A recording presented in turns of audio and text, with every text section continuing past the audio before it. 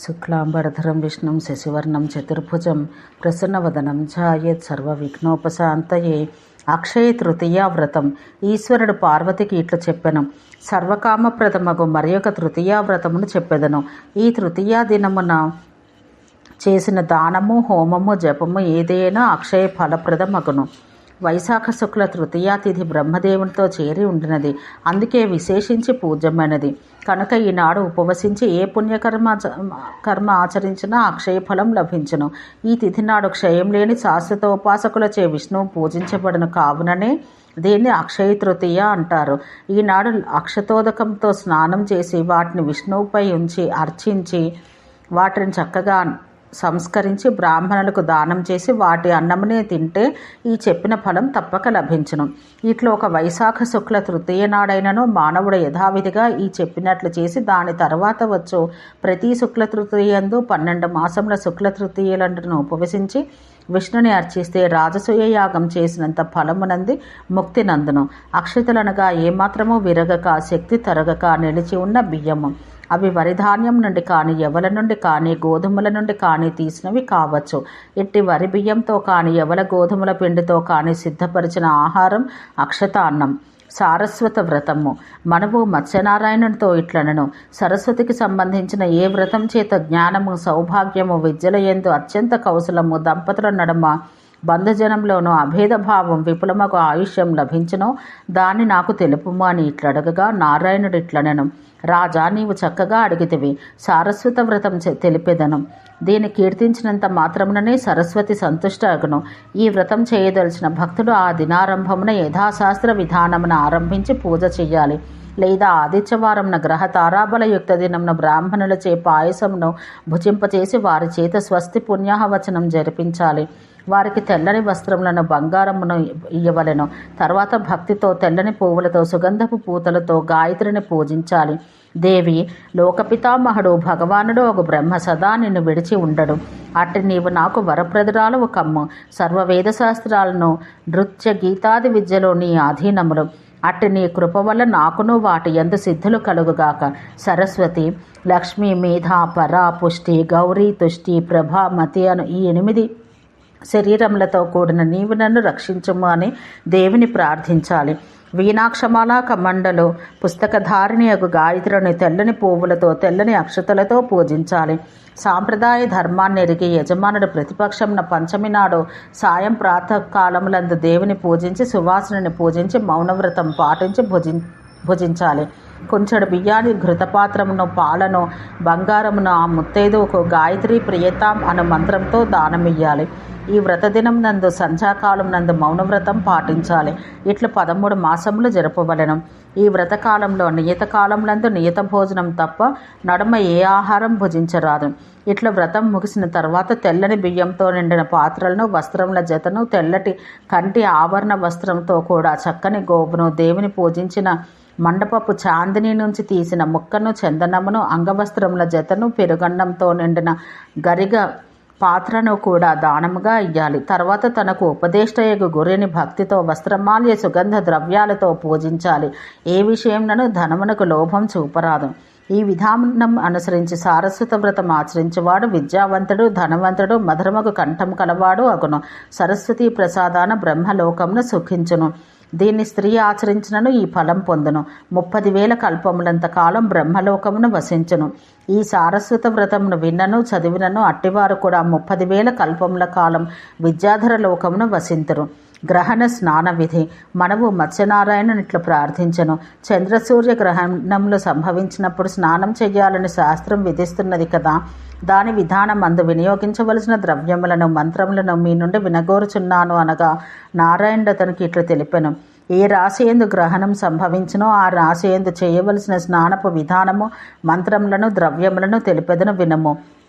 చంద్రసూర్య గ్రహణములు జరగబోవుచున్నవి అనగా ముందుగానే బ్రాహ్మణులచే స్వస్తివాచనం జరిపించుకొనవలను. 4 బ్రాహ్మణులను లెస్సగా శుక్ల వస్త్రములతో శుక్లగంధ ద్రవ్యములతో సంపూజించవలను. గ్రహణానికి ముందుగానే దర్భాధికమగు ఔషధులను సంపాదించుకోవాలి. రంధ్రములు లేని 4 కడవలను 4 సముద్రములను వలె 4 చోట్ల వేరువేరుగా నిలపాలి. రథములు, అశ్వములు, గజములు, గోవులు నిలుచు తావుల నుండి, పుట్టలు, నదీద్వయ సంగమ, నదీ సాగర సంగమ ప్రదేశముల నుండి, పెద్ద హ్రదముల నుండి, రాజద్వార ప్రదేశముల నుండి మట్టిని తెచ్చి వాటి యందు వేయాలి. పంచగవ్యాలను, మంచి ముత్యములను, గోరోచనం, పద్మములను, శంఖములను, పంచరత్నములను, స్ఫటికమును, తెల్ల చందనమును, తీర్థజలమును, తెల్ల ఆవాలను, ఏనుగుదంతమును, కలువపూలను, వట్టివేళ్లను, గుగ్గిలము కూడా వాని యందు వేయాలి. పిమ్మట ఈ మంత్రములతో ఆయా దేవతలను ఆ 4 కడవలలోనికి ఆవాహనం చేయవచ్చును. వచ్చి వాటి యందు నిలపవలసినదిగా పిలువవలెను. అన్ని సముద్రములు, నదులు, తీర్థములు, మేఘములు, నదములు ఈ యజమానునికి దురితమును నశింపచేయుటకై ఈ కలశంలోనికి వచ్చుగాక. వజ్రధరుడు, ఆదిత్యులకు ప్రభువు, సహస్రనయనుడు ఇంద్రుడు గ్రహపీడను పోగొట్టుగాక. సర్వదేవతలకు ముఖం వంటి వాడు, అమిత ప్రకాశం కలవాడు ఆగు అగ్ని చంద్రగ్రహణం వలన కలిగిన పీడను పోగొట్టుగాక. ప్రాణుల కర్మలకు సాక్షి మహిషవాహనుడు, ధర్మదేవుడు ఆగు యముడు చంద్రగ్రహణం వలన కలిగిన పీడను తొలగించుగాక. రాక్షస గణాధిపతియు సాక్షాత్ ప్రళయాగ్ని వంటి వాడు ఖడ్గహస్తుడు, అతి భయంకరుడు అగు నిరుతి గ్రహబాధను తొలగించుగాక. ప్రాణరూపుడై ఉండి లోకములను రక్షించువాడు, కృష్ణమృగం యందు ప్రీతి కలవాడు అగు వాయువు చంద్రగ్రహణం చే కలిగిన గ్రహపీడను పోగొట్టుగాక. నిధిపతియు ఖడ్గశూల గదాధరుడు అగు కుబేరుడు చంద్రగ్రహణం వలన గ్రహపీడను పోగొట్టుగాక. చంద్రధరుడు, పినాకధారి, వృషభవాహనుడు అగు శంకరుడు చంద్రగ్రహణ పాపములు నశింపచేయుగాక. త్రిలోకముల యందున్న స్థిరచర భూతములు, బ్రహ్మ విష్ణు సూర్యాది దేవతలు అందరూ గ్రహణ పాపములు పోగొట్టుగాక. ఈ విధంగా పూర్ణంగా మంత్రించబడిన సర్వగుణ సమన్వితములకు కుంభములలోనూ ఋగ్యజస్సామ మంత్రములతోనూ స్నానం చేయించుకుని యజమానుడు తెల్లని పువ్వులతోనూ తెల్లని సుగంధములతోనూ వస్త్రదాన గోదానములతోనూ బ్రాహ్మణులను ఇష్టదేవతలను పూజించాలి. తర్వాత ఈ మంత్రములనే రాసి కరకయందుంచి వాటితో పాటు బంగారును రత్నములను చేర్చి యజమానుని వస్త్రఖండమునందు కానీ, పట్టము మీద, జంపకానా వంటి దాని మీద కానీ ఆ కడవలతో కూడా యజమానుని కూర్చుండబెట్టుదురు. తర్వాత ఆ మంత్రలేఖనములతో కూడిన గరికను యజమానుని తల మీద ఉంచుదురు. తర్వాత యజమానుడు ప్రాణ్ముఖుడై దేవతలను పూజించి నమస్కరిస్తూ చంద్రగ్రహణ కాలం నంతటినీ గడుపును. చంద్రగ్రహణం విడిచిన తర్వాత గోదానం అనే శుభాన్ని జరిపించుకోవాలి. స్నానం చేసి ఉన్న బ్రాహ్మణునికి తానంతవరకు కూర్చుండి ఉన్న వస్త్రం ఇయ్యవలెను. ఈ విధానమును అనుసరించి గ్రహణ స్నానం చేసిన వానికి గ్రహపీడ కలగదు, వాని బంధుజనులకు కీడు కలగదు. ఉత్తమ శుద్ధిని, ఉత్తమముకు క్షేమారోగ్యములు పొందును. ఆ సూర్యగ్రహణమందు ఎల్లప్పుడూ మంత్రములతో పాటు సూర్యనామాలు కీర్తించాలి. చంద్ర సూర్యోపరాగములందు పద్మరాగమును, ప్రశస్తమగు కపిలగోవును కూడా విత్త సంపన్నుడైనచో దానం చేయవచ్చు. దేని చదివినను విన్నను సర్వపాప విముక్తుడై శివలోకమందు సుఖించును. సప్తమి స్నపన వ్రతం. నారదుడు ఈశ్వరుని ఇట్లు ప్రశ్నించెను. ఉద్వేగం కలిగించు అద్భుత విషయాలు సంభవించినప్పుడు ఏమి చేసినచో వాటి వల్ల సంభవించు అశుభం నశించును. శిశుమరణం, అభిషేకం మొదలగు కార్యములందు ఏమి చెయ్యాలి? ఈశ్వరుడు ఇట్లు చెప్పెను. నారదముని, పూర్వజన్మాన చేసిన పాపాలు ఈ జన్మాన రోగములు, ఇతర దుఃఖములు, ఇష్టజనుల మృతి మొదలగు రూపమున ఫలించును. ఇవి నశించి శుభం కలిగించు విధానం చెప్పెదను. బాలులను, పాలు తాగు శిశువులు, వృద్ధులు, యవ్వనస్తులు ఆకస్మికంగా మరణించిన శిశువులు జన్మించుట, ఆశ్చర్యకరంలో భయాకులత్వం కలిగించినవి అగు సంఘటనలు జరుగుట మొదలగు జనపీడలు నశింపచే సప్తమి స్నపనము అను శాంతి ప్రక్రియ కలదు. రాబో వరాహకల్పమున వైవస్వత మన్వంతరమున 25వ మహాయుగమున హైహయ వంశమున కృతవీర్యుడని రాజు పుట్టి 77,000 సంవత్సరాల పాటు సప్తద్వీప సహిత భూమండలం పాలించును. చవనుని శాపాన అతని 9 కుమారులు పుట్టిన వెంటనే మరణింతురు.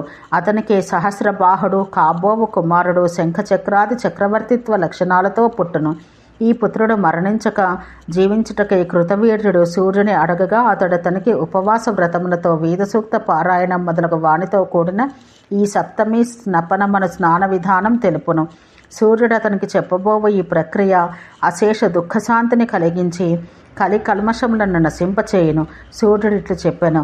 రాజా, నీవెక్కువ క్లేశం పొందవలసిన పని లేదు. నీ కుమారుడు చిరంజీవి కాగలడు. కలి కల్మష నాశకముగా సప్తమి స్నపనము, సప్తమి నాడు స్నానం చేయించుట అను స్నాన ప్రక్రియను సర్వలోక హితమునకై చెప్పెదను. కాలము మరణించిన శిశువులు పుట్టుట, పాలు తాగడి శిశువులకు మరణాంతమగు వ్యాధులు కలుగుట మొదలైనవి సంభవించినప్పుడు తల్లి గర్భవతి అయిన 7వ మాసమున కాని బిడ్డని శైశవమున శుక్లపక్ష సప్తమి నాడు కానీ శిశువుకు గ్రహ తారాబలంలో బాగుగా ఉన్న దినమున కానీ బాలుని జన్మతిథి జన్మ నక్షత్రములందు కానీ శాస్త్ర సాంప్రదాయములు ఎరిగి దేవతలను ఆరాధించవలను. వృద్ధులు, యువకులు మొదలగు వారికి ఆకస్మికంగా మరణాంతక వ్యాధులు, ఉపద్రవాలు కలిగినను అద్భుతములు సంభవించినను ఈ సప్తమి స్నపనం జరపాలి. గోమయంతో అలికిన ప్రదేశమున ఏకాగ్ర భావంతో ఈ సప్తమి స్నపనం చేయాలి. ఎర్రని వడ్ల నుండి చేసిన బియ్యంతో ఎక్కువ పరిమాణం గల ఆవు పాలతో మొదట సూర్యదేవతాకములు, రుద్రదేవతాకములు అగు మంత్రములతో అగ్నిలో ఆహుతులు వేల్చవలను. తర్వాత సూర్యదేవతాకములను, రుద్రదేవతాకములు అగు సూక్తములతో వేరువేరుగా ఈ 2 దేవతలను ఉద్దేశించి ప్రతి రుక్కుతోనూ స్వాహ అని పలుకుతూ నీతితో తడిపిన జిల్లేడు మోదుగ సమిధలతోనూ ఎవలతోనూ నల్లని నోవులతోనూ నేతితో 108 సార్లు ఆహుతులు వేయాలి. తర్వాత మంగళ పవిత్ర ద్రవ్యములతో మంగళ స్నానం జరుపుకుని యజమానుడు మంగళాలంకారములో వస్త్రములు ధరించి మంగళ శరీరుడు కావలను. వేదవిధుడు దర్భ పవిత్ర పానీయగు బ్రాహ్మణునిచే 4 కోణములందును రంధ్రం లేని 4 మామిడి పల్లవములు మొదలగునవి అలంకరించిన మంగళ కలశాలు స్థాపింపచేయాలి. 4గింటికి నడుమ రంధ్రం లేని మరి ఒక కలశం నిలపాలి. దాని యందు పెరుగు, అక్షతలు వేయవలెను.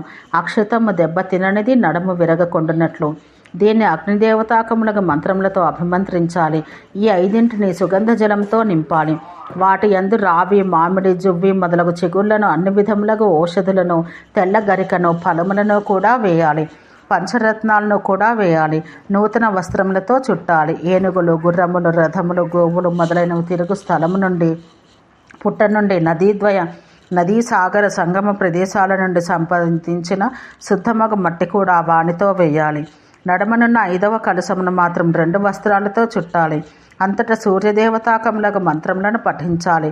అంగవైకల్యం లేని 7 మంది ముత్తైదువులను, 7 మంది బ్రాహ్మణులను యథాశక్తిగా పూలతో, వస్త్రాలతో, అలంకరణలతో సంపూజించి వారి చేత మరణించినంత దురంతములకు వ్యాధులకు లోనై బాధపడుతున్న ఈ శిశువును స్నానం చేయించాలి. స్నాన సమయాన ఆచార్యుడు ఈ అర్థమిచ్చే మంత్రాలు పలకాలి. ఈ బాలుడు లేదా బాలిక దీర్ఘాయువగుగాక. ఈ స్త్రీ జీవించిన శిశువు కలదియగుగాక.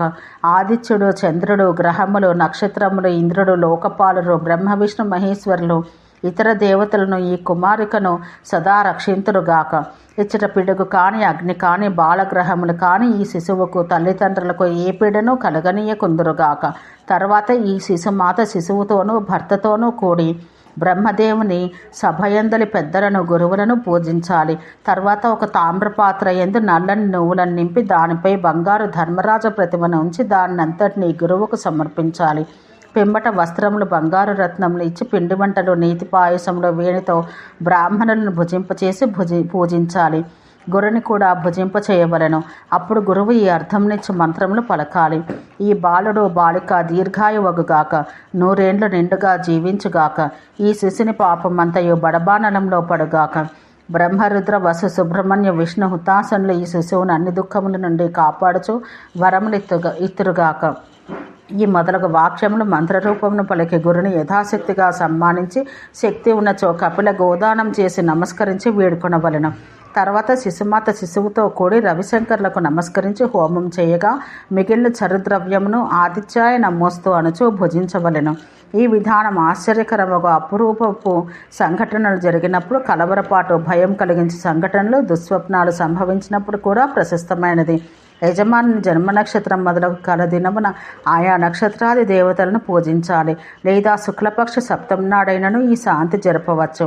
దానివల్ల ఉపద్రవాలు శాంతించును, శుభం కలుగును. కృతవీర్యుడు సూర్యుని ఉపదేశానుసారం ఈ శాంతిక స్నానం తన కుమారునికి జరిపించుటచే అతడు దీర్ఘాయుష్మంతుడై 1,00,000 సంవత్సరములు ఈ పృథివిని పాలించెను అని ఇట్లు సప్తమి స్నపని ప్రక్రియను కృతవీర్యునికి తెలిపి రవి అంతర్ధానం పొందెను. రవి నుండి ఆరోగ్యమును, అగ్ని నుండి ద్రవ్యమును, ఈశ్వరుని నుండి జ్ఞానమును, విష్ణుని నుండి సద్గతిని కోరవలెను. ఈ స్నాన విధానం మహాపాతక నాశనం, అక్షయ ఫలప్రదం అని వేదతత్వవేత్తలు చెప్పుదురు. అనన్య చిత్తులై దీన్ని విన్నవారికి కూడా దీని యథావిధానంగా ఆచరించిన ఫలం కలుగునని మునులు చెబుతున్నారు. ఓం శాంతి శాంతి శాంతి.